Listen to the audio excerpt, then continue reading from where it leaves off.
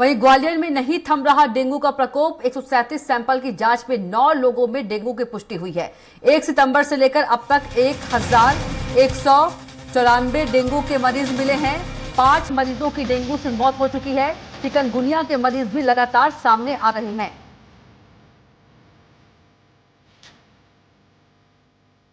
तो 5 मरीजों की डेंगू से अब तक मौत हो चुकी है और चिकनगुनिया के मरीज भी लगातार सामने आ रहे हैं। तो ग्वालियर से आपको खबर बता रहे हैं, ग्वालियर में नहीं थम रहा है डेंगू का प्रकोप। 137 सैंपल की जांच में 9 लोगों में डेंगू की पुष्टि हुई है। तो बता दें कि 1194 डेंगू के मरीज अब तक मिल चुके हैं और 5 मरीजों की डेंगू से मौत हो चुकी है। और इसके साथ ही चिकनगुनिया के मरीज भी लगातार सामने आ रहे हैं।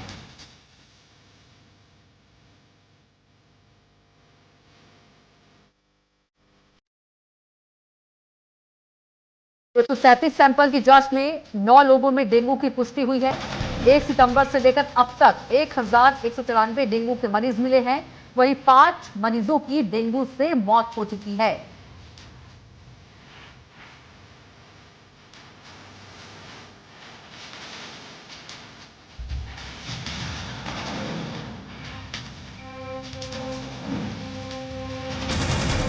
तो ग्वालियर में डेंगू का प्रकोप जो है वो नहीं थम रहा है। लगातार डेंगू के जो मामले वो बढ़ते जा रहे हैं। 137 सैंपल की जांच में 9 लोगों में डेंगू की पुष्टि हुई है।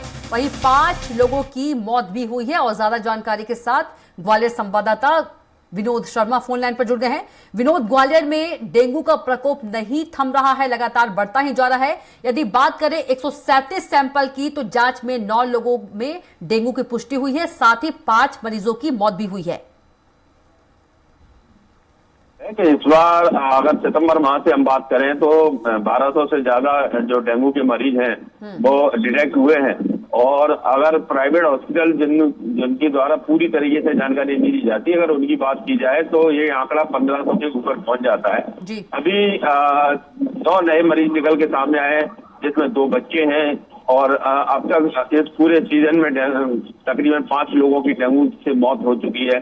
चिकनगुनिया भी लगातार बढ़ता जा रहा है। लोगों को चिकनगुनिया से भी पीड़ित होते देखा जाता है। और डेंगू और चिकनगुनिया दोनों ही खतरनाक बीमारी कह सकते हैं इनको, क्योंकि डेंगू में एक तो प्लेटलेट डाउन होने लगती है और लोगों को प्लेटलेट के लिए भटकते हुए देखा जा सकता है। तो चिकनगुनिया में पूरे शरीर के जो हड्डी के ब्लॉकेज है वो एक तरह से जाम हो जाते हैं।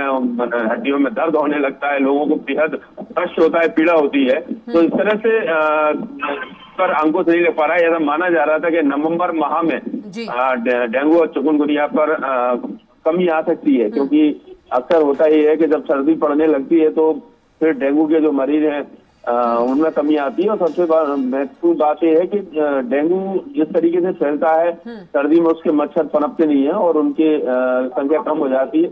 लेकिन इस बार ऐसा देखने को नहीं मिल रहा है। इस बार लगातार अभी भी डेंगू के मरीज सामने आ रहे हैं।